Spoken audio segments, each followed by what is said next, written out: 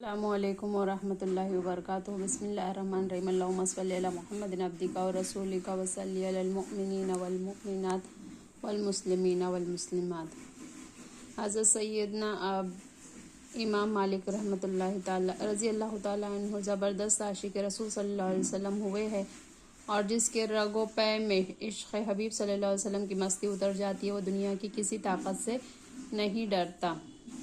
چنانچہ تعظیم روضہ رسول معظم صلی اللہ علیہ وسلم وفاء الوفا میں ہے۔ حضرت علامہ قاضی ایاز رحمۃ اللہ تعالیٰ علیہ فرماتے ہیں، خلیفہ بغداد اور منصور مسجد نبوی صلی اللہ علیہ وسلم میں حاضر ہوا اور سیدنا امام مالک رضی اللہ تعالیٰ عنہ سے گفتگو کرتے ہوئے اس کی آواز کچھ بلند ہو گئی تو حضرت سیدنا امام مالک رضی اللہ تعالیٰ عنہ نے ڈانٹ کر فرمایا، اے منصور، اللہ عز و جل کا فرمان عالی شان ہے، یا ایھا الذین آمنوا لا ترفعوا اصواتکم فوق صوت النبی ولا تجہروا لہ بالقول کجہر بعضکم لبعض ان تحبط اعمالکم وانتم لا تشعرون۔ اے ایمان والو، اپنی آوازیں اونچی نہ کرو اور غیب بتانے والے صلی اللہ علیہ وسلم کی آواز سے اور ان کے حضور بات چلا کر نہ کہو جیسے آپس میں ایک دوسرے کے سامنے چلاتے ہو، کہ کہیں تمہیں عمل عقارت نہ ہو جائے اور تمہیں خبر نہ ہو۔ اے خلیفہ مدنی آقا صلی اللہ علیہ وسلم کا ادب و احترام اب بھی اتنا ہی ضروری ہے جتنا کہ ظاہری حیات مبارکہ میں تھا، اس لیے روضہ انور کے پاس خبردار، ہرگز بلند آواز سے گفتگو مت کرنا۔ امام مالک رضی اللہ تعالیٰ عنہ کی ڈانٹ سن کر خلیفہ منصور بالکل خاموش ہو گیا، پھر نہایت ہی پست آواز سے عرض کیا، علی جاں، میں سرکار نامدار صلی اللہ علیہ وسلم کے دربار میں سلام عرض کر چکا ہوں کہ آپ بھی روضہ انور کی طرف اپنا رخ کر کے دعا کروں۔ حضرت امام مالک رضی اللہ تعالیٰ عنہ نے جواب دیا، تم اپنا چہرہ رحمت عالم صلی اللہ علیہ وسلم سے کیوں اور کس طرح پھیرو گے، جبکہ وہ بارگاہ خداوندی میں تمہارا اور تمہارے جد امجد حضرت سیدنا آدم علیہ السلام کا بھی وسیلہ ہے۔ تم سرکار عبد قرار صلی اللہ علیہ وسلم کی طرف ہی منہ کر کے پروردگار سے دعا مانگو اور ان کو بارگاہ الہی میں اپنا شافی بناؤ، اور تو خداوند کریم ان کے وسیلے سے تمہاری دعا کو قبول فرمائے گا۔ خداوند عز و جل، خداوند قدوس کے اس پیغام کو یاد رکھو، وَلَوْ أَنَّهُمْ إِذْ ظَلَمُوا أَنفُسَهُمْ جَاءُوكَ فَاسْتَغْفِرُوا اللَّهَ وَاسْتَغْفَرَ لَهُمُ الرَّسُولُ لَوَجَدُوا اللَّهَ تَوَّابًا رَحِيمًا۔ اور اگر جب وہ اپنی جانوں پر ظلم کرے تو اے محبوب صلی اللہ علیہ وسلم تمہارے حضور حاضر ہو، پھر اللہ عز و جل سے معافی چاہے اور رسول صلی اللہ علیہ وسلم ان کی شفاعت فرمائے تو ضرور اللہ عز و جل بہت توبہ قبول کرنے والا مہربان ہے۔ اہل حق کی بے باکی کی ایک داستان پڑھی اور جھومیے۔ حیات النبی صلی اللہ علیہ وسلم۔ مدینہ منورہ اموی گورنر مروان بن الحکم روضہ منورہ کے پاس حاضر ہوا تو یہ دیکھا کہ ایک شخص قبر انور سے چمٹا ہوا پڑا ہے۔ مروان نے اس کی گردن پکڑ کر اٹھایا اور کہا، اے شخص، تجھے کچھ خبر ہے کہ تو کیا کر رہا ہے؟ تو اس شخص نے سر اٹھا کر جواب دیا، ہاں، میں خوب جانتا ہوں کہ میں کیا کر رہا ہوں۔ اے مروان، میں مٹی اور پتھر کے پاس نہیں آیا، بلکہ میں رسول اللہ صلی اللہ علیہ وسلم کی دربار گہربار میں حاضر ہوں۔ اے مروان، جب پرہیزگار لوگ حاکم بنے تو رونے کی کوئی ضرورت نہیں ہے، لیکن جب نااہل لوگ دین کے والی بنے تو رونا چاہیے۔ مروان یہ گرم جملے سن کر خاموشی کے ساتھ چلا گیا۔ مطلب بن عبداللہ کہتے ہیں کہ یہ بزرگ جنہوں نے مروان گورنر کو جھنجھوڑ کر ڈانٹ دیا، یہ جلیل القدر صحابی حضرت سیدنا ابو ایوب انصاری رضی اللہ تعالیٰ عنہ تھے۔ پیارے اسلامی بھائی اور بہنوں، اوپر بیان کی ہوئی دونوں حکایتوں میں بڑے ایمان افروز روح پرور نتائج کی تجلیہ ہے۔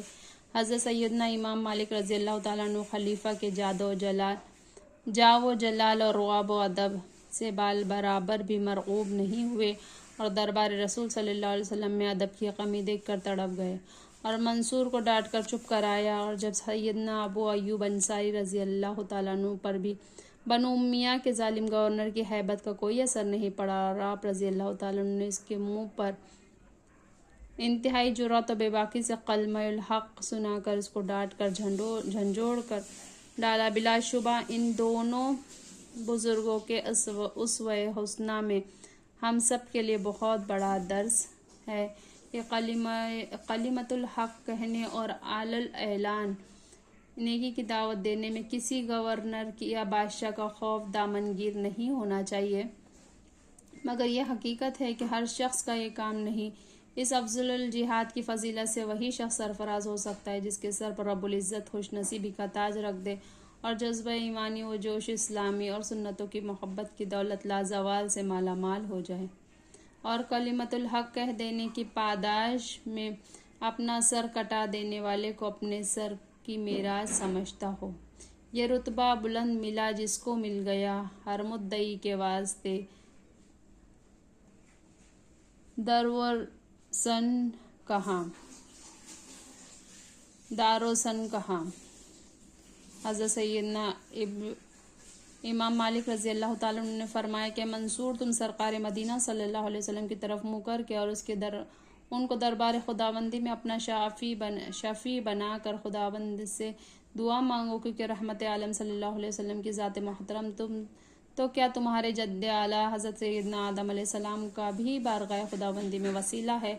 سبحان اللہ، اللہ عز و جل کس قدر ایمان افروز تعلیم آپ رحمۃ اللہ تعالیٰ علیہ نے خلیفہ منصور کو دی اور اہل محبت کو قیامت تک کے لیے بتا دیا کہ مسجد نبی صلی اللہ علیہ وسلم میں روضہ انور کے مواجہ اقدس میں دعا مانگے تو مؤدب طریقہ یہی ہے کہ سرکار صلی اللہ علیہ وسلم ہی کی طرف منہ کر کے دعا مانگے، کیونکہ اس جگہ کعبہ مکرمہ کی طرف منہ کرنے سے قبر انور کی طرف پشت ہو جاتی ہے، اور جس کو محبت رسول صلی اللہ علیہ وسلم بھرا ہوا دل کبھی گوارا نہیں کر سکتا اسی جانب کو جھک جاتا ہے کعبہ، میرے محبوب رخ تیرا جدھر ہو۔ حضرت سیدنا ابو ایوب انصاری رضی اللہ تعالیٰ نے مروان گورنر کو جھڑک دیا اور فرمایا کہ میں مٹی اور پتھر کے پاس نہیں آیا ہوں، بلکہ میں رسول اللہ صلی اللہ علیہ وسلم کی بارگاہ بےکس پناہ میں حاضر ہوا ہوں۔ صحابہ رسول صلی اللہ علیہ وسلم نے یہ فرما کر ہمیشہ کے لیے اس مسئلے پر مہر تصدیق ثبت فرما دی کہ روضہ انور پر حاضری دینے والا یہ یقین و ایمان رکھے کہ بارگاہ رسالت میں حاضر ہوا ہوں تو حضور صلی اللہ علیہ وسلم اپنی قبر انور میں زندہ ہے، اور میں اور میرے تمام عمل ان کے پیش نظر ہے۔ اس لیے ہر زائر قبر انور کے پاس وہی ادب و احترام اور تعظیم و تکریم ملحوظ رکھے جو صحابہ کرام بارگاہ نبوت صلی اللہ علیہ وسلم میں حاضر ہونے کے وقت ملحوظ رکھتے تھے، کیونکہ آج بھی حضور انور محبوب دارور صلی اللہ علیہ وسلم اپنے تمام لوازم حیات کے ساتھ زندہ ہے اور اپنی امت کے اعمال و احوال سے باخبر ہے۔ تو زندہ ہے واللہ، تو زندہ ہے واللہ، میرے چشم عالم سے چھپ جانے والے۔ ہمارے اکابر اور بزرگان دین ہر حال میں بات حق کہتے، چاہے ان کا مخاطب بڑے سے بڑا سفاک بادشاہ ہی کیوں نہ ہو۔ وہ ظالم حاکم کے سامنے حق بات کہنے سے ہرگز نہ چوکتے، خواہ جان ہی کیوں نہ جائے۔ اسی قسم کے دو مظلوم شہداء کی حکایت پڑھیے اور ایمان تازہ کیجیے۔ حکایت ہے حضرت مولانا شیخ شہاب الدین رحمۃ اللہ تعالی علیہ بن مولانا فخر الدین زاہدی کا لقب حق گو ہے۔ اس کی وجہ یہ ہے کہ بادشاہ دہلی محمد تغلق بڑا ہی ظالم تھا، مگر ایک دم اس کے سر پر یہ خبت بھوت بن کر سوار ہو گیا کہ مجھے محمد عادل کہیں۔ چنانچہ اس نے حضرت مولانا کو دربار میں بلایا اور حکم دیا کہ آپ مجھے محمد عادل کے لقب سے پکاریں۔ یہ سن کر آپ رحمۃ اللہ تعالیٰ نے نہایت مجاہدانہ لہجے میں ارشاد فرمایا، میں ایک ظالم کو ہرگز کبھی عادل نہیں کہہ سکتا۔ بادشاہ نے غضبناک ہو کر جلادوں کو حکم دیا کہ ان کو قلعے کی دیوار سے نیچے پھینک دیں۔ چنانچہ جلادوں نے آپ رحمۃ اللہ تعالیٰ علیہ کو دیوار سے نیچے پھینک دیا اور آپ رحمۃ اللہ تعالیٰ علیہ شہید ہو گئے، اور آپ رحمۃ اللہ تعالیٰ علیہ کی قبر شریف قلعے کے نیچے بنی ہوئی ہے۔ اس واقعے کے بعد لوگ آپ کو شہاب الدین حق گو کہنے لگے رحمۃ اللہ تعالیٰ علیہ۔ حکایت بادشاہ دہلی محمد تغلق ظالم ہونے کے ساتھ ساتھ انتہائی گستاخ و بے ادب بھی تھا، اور اپنی سلطنت کے غرور اور گھمنڈ میں کبھی کبھی مسائل شریعت پر بھی جرا و قدا کرنے لگتا تھا۔ چنانچہ ایک مرتبہ اس نے کہہ دیا کہ خدا کا فیض منقطع نہیں ہوتا، پھر فیض نبوت کیوں کر منقطع ہو سکتا ہے؟ اب اگر کوئی نبوت کا دعویٰ کرے اور معجزہ دکھائے تو اس کی تصدیق کرو گے یا نہیں؟ مولانا عماد رحمۃ اللہ تعالیٰ نے اسی وقت بھرے دربار میں کہہ دیا، گوہ مخور چا میں گوئی پاخانہ مت خواہ، کیا بک رہا ہے؟ محمد تغلق نے حکم دیا کہ اس کو ذبح کر کے زبان کھینچ لی جائے۔ چنانچہ جلادوں نے آپ رحمۃ اللہ تعالیٰ علیہ کو ذبح کر کے آپ کی زبان کھینچ لی۔ پیارے اسلامی بھائی اور بہنوں، مولانا شہاب الدین رحمۃ اللہ تعالیٰ علیہ، مولانا عماد رحمۃ اللہ تعالیٰ علیہ وغیرہ سینکڑوں علماء سلف ایسے ہوئے جنہوں نے کلمہ حق کہنے کی وجہ سے جام شہادت نوش کیا۔ بلا شبہ یہ مقدس ہستیاں شہدائے حق میں جو کٹ گئے مگر حق کٹنے نہیں دیا، خود مٹ گئے مگر حق مٹنے نہیں دیا۔ یقیناً ان کی قربانیوں کی بدولت سارے عالم میں حق کا بول بالا ہو گیا۔ ظالم بادشاہوں کی تلواریں، ان کے حقانی شہیدوں کی گردنیں تو کٹ گئی، لیکن ان کی حقانیت کی شہرگ نہ آج تک کٹی نہ قیامت تک کٹ سکتی ہے، بلکہ قیامت تک ان کی حقانیت زندہ رہیں گی اور ان کی حقانیت کا پرچم ہمیشہ فضائے آسمانی میں لہراتا ہوا زبان حال سے یہ وجد آفریں اور روح پرور پیغام نشر کرتا رہے گا۔ غلامان محمد جان دینے سے نہیں ڈرتے، یہ سر رہ جائے یا کٹ جائے یہ پرواہ نہیں کرتے۔ سبحان اللہ و بحمدہ، سبحانک اللہم و بحمدک، اشہد ان لا الہ الا انت، نستغفرک و نتوب الیک۔ سبحان ربک رب العزۃ عما یصفون وسلام علی المرسلین والحمد للہ رب العالمین، برحمتک یا ارحم الراحمین۔ جزاک اللہ خیرا کثیرا، آمین۔